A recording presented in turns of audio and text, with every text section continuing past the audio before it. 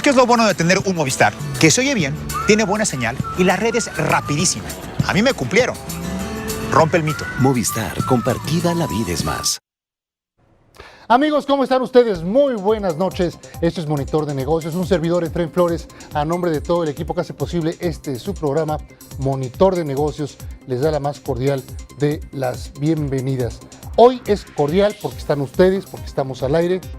Es sentido el dolor, el pésame, porque se nos fue don Pedro Ferriz Santa Cruz, un hombre que hizo institución en los medios de comunicación, en la vida en general de nuestro país, porque además de todo también don Pedro Ferriz fue político, fue un hombre militante del PRD también, allá hace años. Pero, ¿qué hubiera sido de mi juventud sin programas como Un Mundo Nos Vigila, ¿no?, de los extraterrestres, o programas como El Gran Premio de los 64,000 pesos, ¿no? Y más adelante, cuando tuve la oportunidad de estar en Imevisión, ser yo alumno, por experiencia, de don Pedro Ferriz Santa Cruz, cuando hacíamos un noticiario en la mañana, él, Adriana Pérez Cañedo, y por supuesto un servidor en la parte de economía, de análisis económico, financiero, cómo aprendí de don Pedro Ferriz Santa Cruz. Descanse un hombre que hizo mucho, que trabajó mucho en nuestro país, y un abrazo muy cálido a toda su familia, a Pedro Ferriz de Con, a Pedro Ferriz Híjar, que es colaborador, compañero nuestro aquí por supuesto, en Efecto Noticias. A todos ellos, a toda la familia, nuestro más sentido pésame, pero como mexicanos que tuvimos el gusto de conocer a don Pedro, fue todo un placer, de veras, poder trabajar, conocer, experimentar las vivencias de don Pedro Ferriz Santa Cruz. Punto y aparte, lo decimos muy sentidamente, y nos vamos con nuestro invitado del día de hoy. Él es Rafael Ramírez de Alba, el maestro Rafael Ramírez de Alba, director del Executive MBA del IPADE, del Instituto Panamericano de Alta Dirección de Empresas. Rafael, bienvenido. Hola, Efraín, buenas noches. Gracias por estar con nosotros aquí en Monitor de Negocios. Con mucho gusto, como siempre. ¿Cómo viste el primer informe de actividades, pues de los primeros 8 meses de actividades, de 8 meses de vida de la actual administración, ¿verdad? Así es, Efraín. Pues mira, me parece muy interesante, ¿no? Creo que el mensaje que está mandando el gobierno desde el inicio de la administración pues se ha mantenido bastante consistente.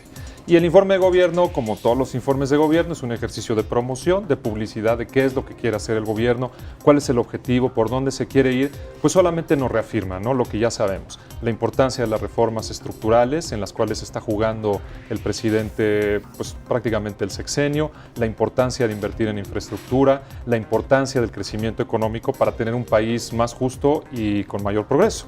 Te voy a poner, ya sé que es muy injusto lo que te voy a preguntar, pero de todo, ¿qué es lo que tú escogerías como la piedra angular de todo lo que se tiene que hacer para realmente revolucionar lo que hemos platicado en alguna ocasión también, más que reformar, dar el gran cambio estructural de nuestro país?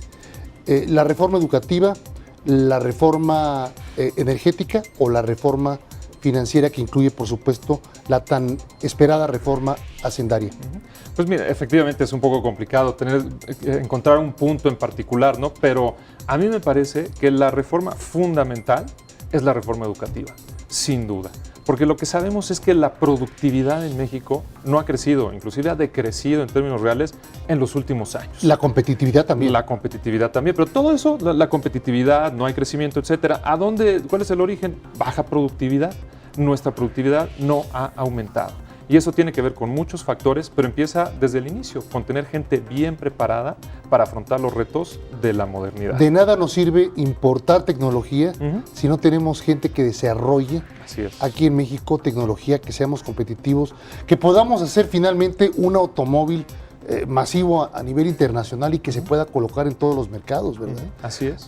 Somos buenísimos produciendo automóviles, pero no los mexicanos. Así es. Necesitamos gente que cree empresa, que Claro, cree industria. claro. Necesitamos empresarios. Porque a veces, fíjate, a veces hablamos de empresarios y uno entiende, bueno, pues el señor Slim, gente que tiene mucho dinero, Son etcétera. empresarios. Son empresarios, por supuesto. Pero no son ese término inglés, ¿no? El entrepreneur. El entrepreneur es alguien que tiene una idea, que ve un negocio que se puede hacer en el mercado y que arriesga para tratar de satisfacer esas necesidades que vio que nadie más las estaba haciendo. El emprendurismo. El emprendedurismo, eso es un tema fundamental. Y creo que en México tenemos la cultura para hacerlo, pero hay muchas barreras que nos detienen. Y la materia gris.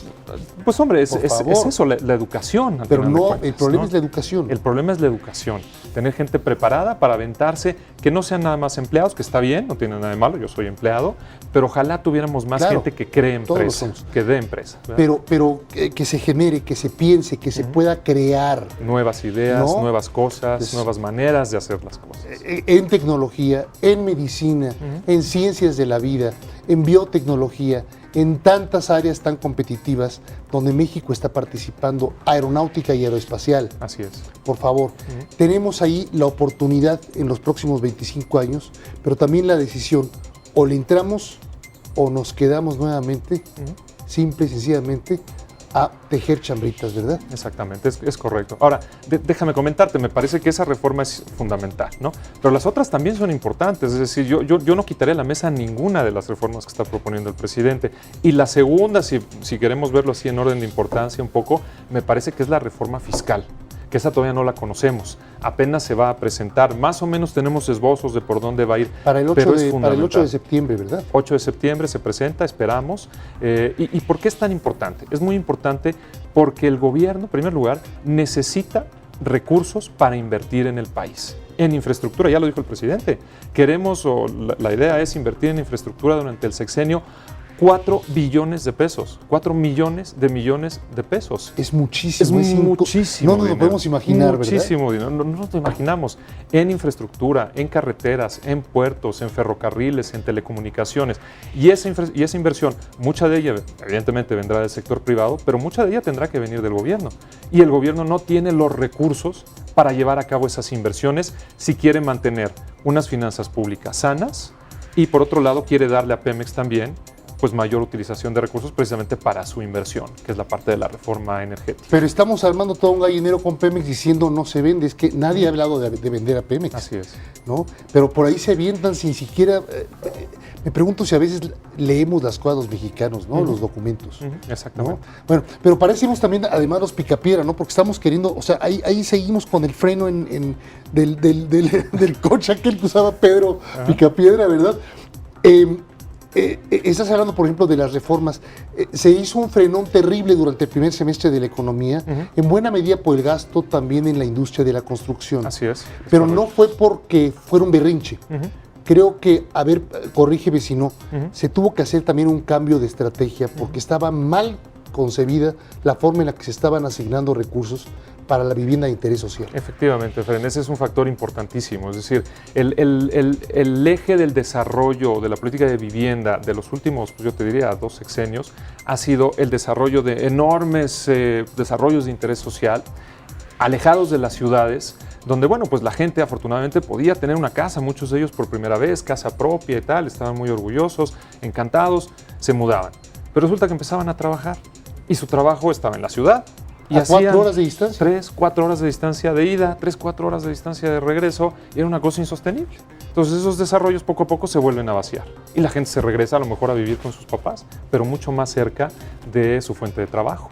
Entonces, esa expansión enorme que se dio, las grandes vivienderas que invirtieron muchísimo dinero en este tipo de desarrollos, que colocaron en bolsa. Que colocaron en bolsa, que se financiaron de una manera muy importante, emisiones de bonos, créditos bancarios, etcétera, ahora están teniendo muchos problemas y han tenido que frenar, han tenido que replegarse, porque la idea es ahora hacer vivienda vertical, y eso aumentar la densidad. Y eso está castigando, por supuesto, a la economía en los primeros meses de la actual administración. Claro, porque hay una reorganización. Pero no es porque esas voces que dicen se está manejando todo mal.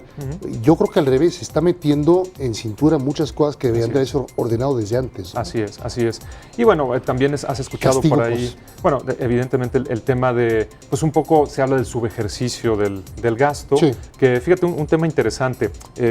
Si no me equivoco, en la presentación que hizo el presidente del informe, que es, pues hombre, al final de cuentas un resumen del informe propiamente dicho, que es enorme, ¿no? Pero yo estaba leyendo el resumen ejecutivo y ahí mencionaba que uno de los ejes de la estrategia del gobierno son las finanzas públicas sanas. Entonces, el presupuesto que se sometió y que se utilizó, que se aprobó para este año, es de 0 déficit, ¿ok?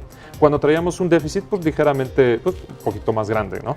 Entonces, hubo una decisión consciente también del gobierno de disminuir el nivel de gasto público en términos reales. Entonces, independientemente de que haya subejercicio o no, se tenía esa estrategia. Me parece que lo que no tenían contemplado era una desaceleración de la demanda externa y una reconfiguración de la construcción en México, que a la hora que juntas las tres cosas, te baja las tasas de crecimiento. ¿Crees tú que ellos estaban esperando que hubiera un repunte mayor de la economía americana? Seguramente. Estadounidense. Seguramente.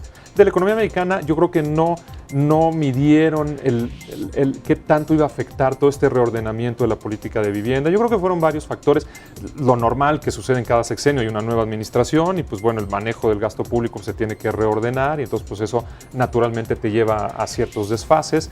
Yo creo que no lo estimaron con el impacto que iban a tener todas esas variables. Por eso tú lo ves, las indicaciones todavía del Banco de México, de la Secretaría de Hacienda, del crecimiento del año, hasta hace algunas semanas, eran arriba del 2,5%, casi 3% para este año, cuando se veía que las cosas no iban a ser así.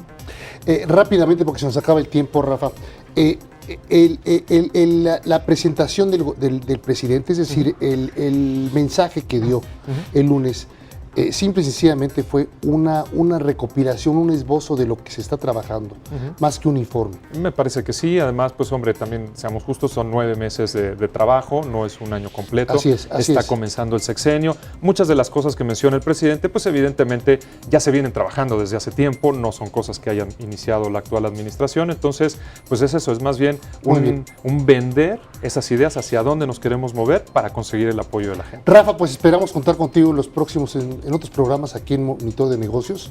Gracias, Rafa Ramírez de Alba, director del MBA, Executive MBA del IPADE, por haber estado con nosotros aquí en Monitor de Negocios. Y Amelia Risk nos tiene más información.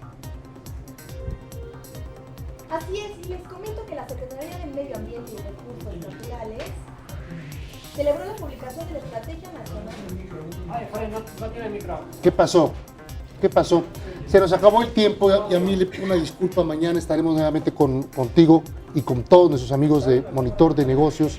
Pásela muy bien, muy buena noche y hasta mañana. Un servidor de Efraín Flores, a nombre de todo el equipo, se despide deseándoles el mejor de los días.